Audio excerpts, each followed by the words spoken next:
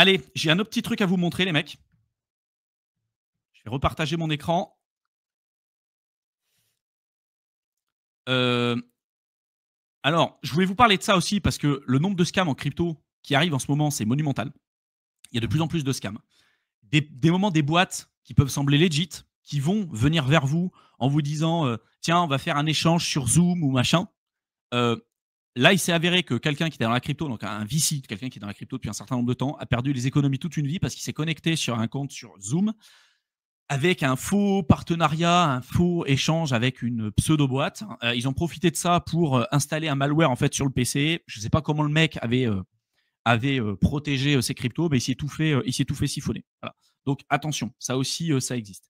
Ce que je voulais vous dire sur la partie purement crypto, c'est que là, en ce moment, le bull run, c'est sur BTC et sur les stablecoins. Donc, on a eu le Genius Act qui est sorti, qui vise à instaurer une meilleure clarification, une meilleure clarté sur l'utilisation, la détention des stablecoins, l'émission des nouveaux stablecoins.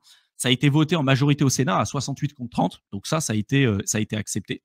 Là, ici, vous avez, je l'ai repartagé sur Twitter, vous avez toutes les lignes directrices. Donc, comment les banques peuvent émettre des stablecoins, dans quel cadre réglementaire elles peuvent le faire et tout. Mais en fait, ça rentre pour eux dans leur mentalité à garder une certaine hégémonie sur leur dollar américain. Et ils se sont rendus compte que les stablecoins, globalement, ça reste l'avenir. Ce ne sera pas des stablecoins décentralisés, évidemment, mais ils sont à fond dedans. Donc, dans un critère comme ça aussi, évidemment, on va avoir la démultiplication du nombre de stablecoins, avec notamment dernièrement JP Morgan qui a lancé son stablecoin, le JPMD. Et à votre avis, où est-ce qu'ils l'ont lancé, le JPMD? Sur Ethereum. Donc sur une L2, mais ça reste sur Ethereum, sur Base. Donc on va avoir de plus en plus d'innovation comme ça, ou en tout cas de lancement de stablecoin, parce qu'il y a beaucoup moins de friction, qu'on le veuille ou non, il y a beaucoup moins de friction. Demain, vous voulez récupérer 3000 balles sur votre compte en banque pour l'investir en crypto, on va vous envoyer un questionnaire, va falloir. Enfin, on se rend compte que c'est pas votre argent. Là, ça reste pas votre argent non plus parce que ça reste centralisé, mais il y a moins de friction. C'est-à-dire que si vous avez votre USDT, vous le stockez, vous pourrez envoyer sur une plateforme, vous pouvez faire de la DeFi, des machins. C'est 24 heures sur 24, 7 jours sur 7, ce qui n'est pas le cas sur vos banques traditionnelles. Et en plus, on a sur le cadre réglementaire un avantage aussi qui commence à se mettre en place sur certains États aux États-Unis qui permettent aux particuliers d'investir et d'utiliser leur crypto, donc leur stablecoin ou leur crypto, et de ne pas le déclarer ou de ne pas avoir de frais, de taxes à payer sur des transactions qui sont inférieures à 200 balles. D'accord ? Donc ça aussi, ça permet d'avoir des petits paiements, de permettre de tester à plus grande échelle ce que ça peut faire. Et après, pourquoi pas ? Donc il y a une vraie incitation à développer les stablecoins et la partie purement crypto. Ce qu'on observe aussi, c'est que du coup, forcément, toutes les boîtes qui sont sur le devant de la scène, sur la partie stablecoin, en commençant par Coinbase et Circle, leur stock est en train d'exploser. Donc là, je vous ai mis Circle. Circle a commencé, je crois, à 18 à l'ouverture. Puis ensuite, là, on est à 100, presque 200 $. Donc, on est sur une augmentation super importante côté sur Circle. Et puis, pour Coinbase, alors, il y a eu une grosse baisse depuis 2021, évidemment. On allait chercher les 33, 39 $. Là, aujourd'hui, on est à 295. Mais depuis le Genius Act et depuis avril, en fait, les stablecoins, il y a une vraie augmentation et donc ces boîtes-là aussi en profitent. Un peu comme ce que j'ai dit tout à l'heure sur la partie or et métaux précieux. Sur la partie or et métaux précieux, quand vous avez l'or qui augmente, les entreprises minières augmentent après coup. Voilà, c'est un effet de levier sur l'or. Là, c'est un effet de levier sur les stablecoins, en fait, globalement, parce qu'ils sont très bien placés dessus et il n'y a pas énormément de boîtes qui sont aujourd'hui disponibles par rapport à ça. Donc, on voit que, voilà, d'un point de vue juridique, réglementaire et tout, on voit qu'il y a quand même un certain nombre de choses qui se mettent en place et que pour moi, ça reste extrêmement positif pour la suite. Donc, ceux encore aussi qui sont aujourd'hui en train de dire « Ouais, mais la crypto, quand ça deviendra mauvais, les États vont l'interdire », j'ai l'impression que ces gens-là n'ouvrent pas les yeux. Ce qu'on observe aujourd'hui, c'est totalement l'inverse. C'est-à-dire qu'ils se rendent compte qu'ils ne peuvent pas contourner le truc et ils sont mieux en train d'embrasser la technologie. En Russie, ils ont autorisé le minage de BTC. En Chine, ils ont beau l'avoir banni pendant 50 fois par le passé. Ça n'a rien changé du tout. Il y a toujours une activité de minage super importante. Et puis une activité sur BTC qui est super importante en Chine aussi. Aux États-Unis, ils ont dit les gars, c'est bon, allez, on y va. Et puis, on a un président qui est pro-crypto. Enfin, de là à se dire aujourd'hui, c'est pas intéressant et les États vont interdire, tu en auras peut-être certains qui le feront, mais c'est comme tout, hein, tu peux pas bannir BTC, tu peux pas bannir la crypto, tu peux te bannir toi-même de l'écosystème et de cette nouvelle technologie, tout simplement. Elle fera partie de nos vies. Et là, on est sur une période charnière, justement par rapport à ça.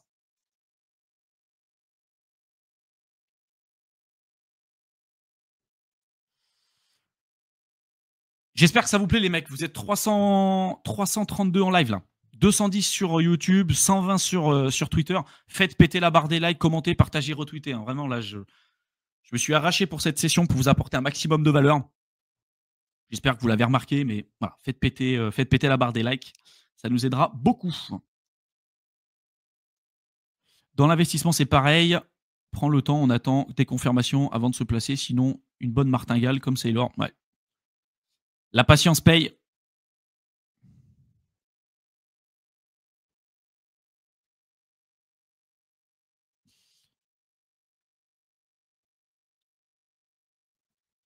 Lopez, Fred, est-ce que Chainlink est toujours dans le jeu en termes de prise de valeur? Je hold depuis un moment, mais je doute. Mais le doute commence à prendre sa place. Il faut savoir ce que tu as en portefeuille. Il faut comprendre aujourd'hui l'intérêt de détenir du Link ou non. Et aujourd'hui, Link, il faut bien comprendre que sa cible première, c'est pas le retail. Bitcoin, on peut en détenir, d'accord. De l'Ether, on en aura besoin pour faire des transactions. Et Link, tu peux en faire quoi aujourd'hui? Tu peux le staker à un moment donné, mais c'est plutôt à destination des institutionnels, en tout cas des grosses boîtes, des grosses structures. La cible particulière et spécifique de Sergei Nazarov et du projet, c'est pas les particuliers. Donc après, voilà, si toi derrière tu considères que c'est plus un projet que tu souhaites détenir en portefeuille parce que tu considères qu'il y a d'autres opportunités ailleurs, c'est OK. Il faut que ce soit une décision qui soit réfléchie et pas de se dire ça n'arrête pas de baisser, bah, juste par rapport aux performances, je vends parce que ça a baissé.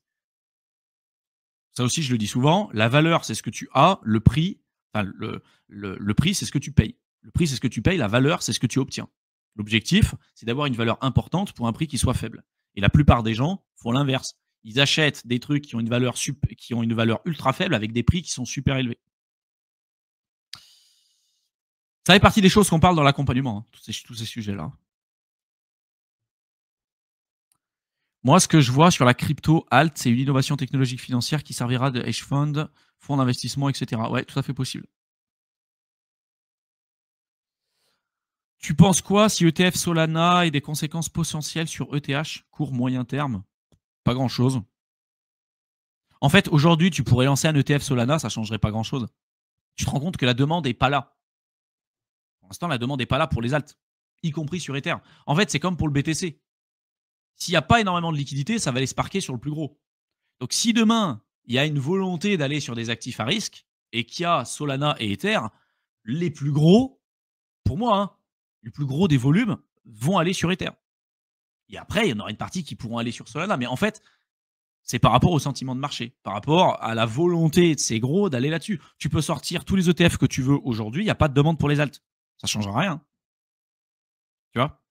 Donc pour moi, ça ne changera pas grand-chose. Et pour moi, je veux qu'il y ait une démultiplication du nombre d'ETF et tout, que les gens fassent leur choix dans tous les cas. Et on verra un petit peu ce qui va se passer.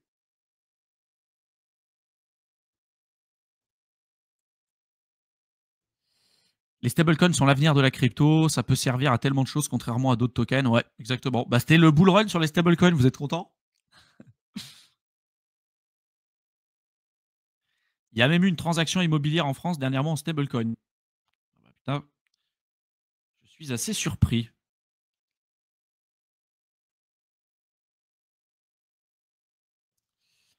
Je l'ai dit ici, je le redis à long terme, il n'y a rien de plus rentable que le DCA sur BTC. Et oui, mais les gens, ils veulent pas faire ça. Ils veulent pas faire ça. On le sait, Alex, ils veulent pas. Ça sert à rien de leur redire. BTC est trop cher.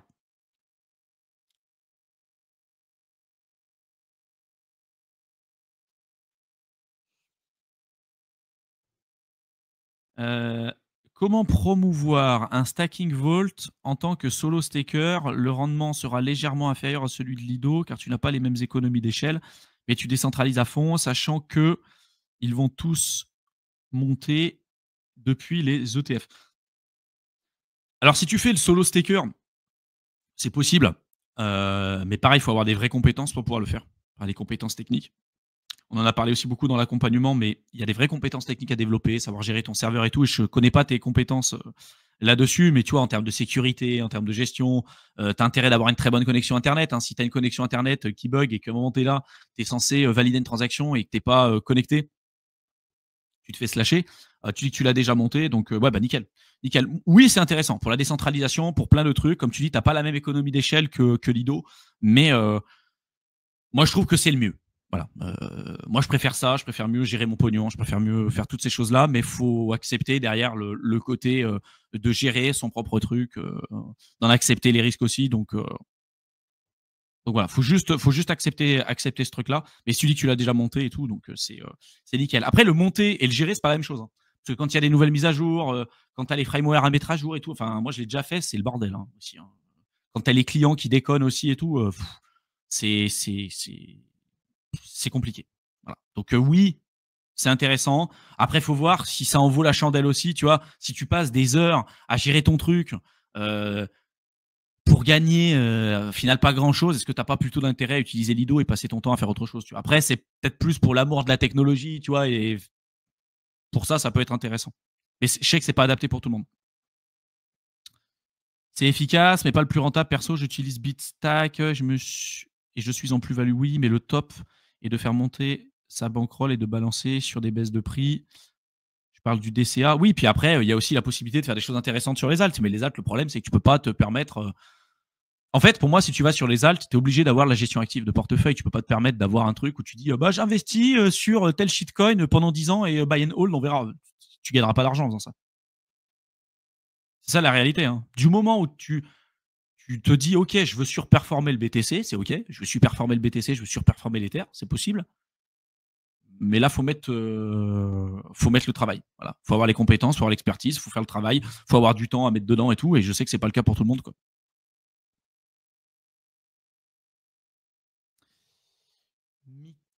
Led, tu te rappelles quand tu as dit que si l'Ether était dans les 2001, ça commençait à te poser des questions.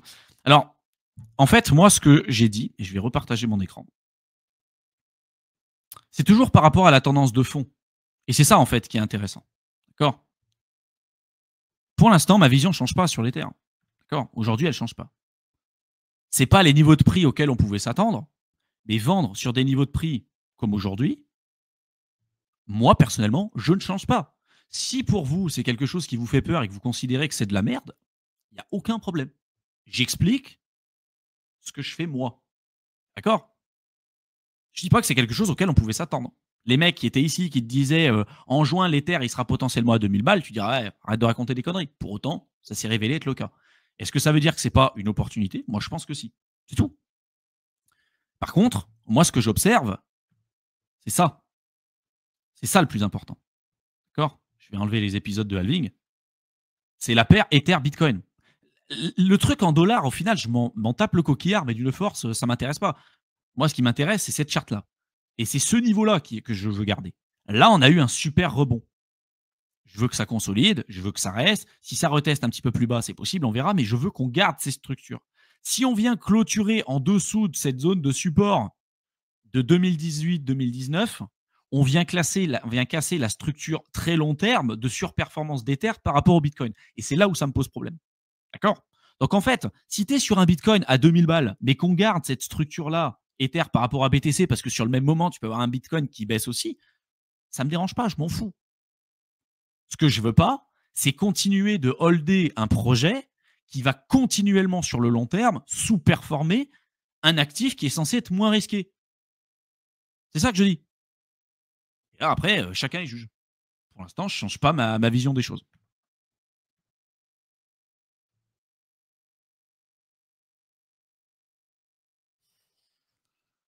Une maison à 370 000 euros payée en USDC à Lyon. Un couple a finalisé la transaction en stablecoin. Ok. Bah, écoute, super. La tendance de fond est intacte sur Ether. Ouais, voilà. C'est ma vision. C'est ma vision sur le sujet. Bon, j'espère les gars que ça vous aura plu. Faites péter la barre des likes, commentez, partagez, retweetez. Ceux qui veulent réserver un appel avec nous, qui ont besoin d'échanger sur la possibilité pour nous peut-être de vous accompagner, soit sur l'accompagnement, soit sur crypto-investisseurs, soit sur les deux, soit sur un accompagnement plus spécifique uniquement pour vous, n'hésitez pas, vous pouvez échanger avec nous par téléphone. Vous n'avez rien à débourser, hein, c'est gratuit, vous pouvez le faire. Évidemment, il faut être présent. Évidemment, il faut quand même avoir un certain profil pour pouvoir échanger avec nous, mais voilà, vous pouvez le faire. Vous avez le lien juste en dessous. Si vous voulez rejoindre Crypto Investisseur, avoir tout ce qu'il faut devenir autonome, vous avez le lien juste en dessous. L'accompagnement également pour vous mettre à jour rapidement aussi sur ce bull run et être prêt pour ce qui arrive. Je vous ai mis le lien de mon autre chaîne YouTube, Éternel étudiant. Et puis, écoutez, je vous retrouve dans une prochaine vidéo. Merci à tous et à très bientôt.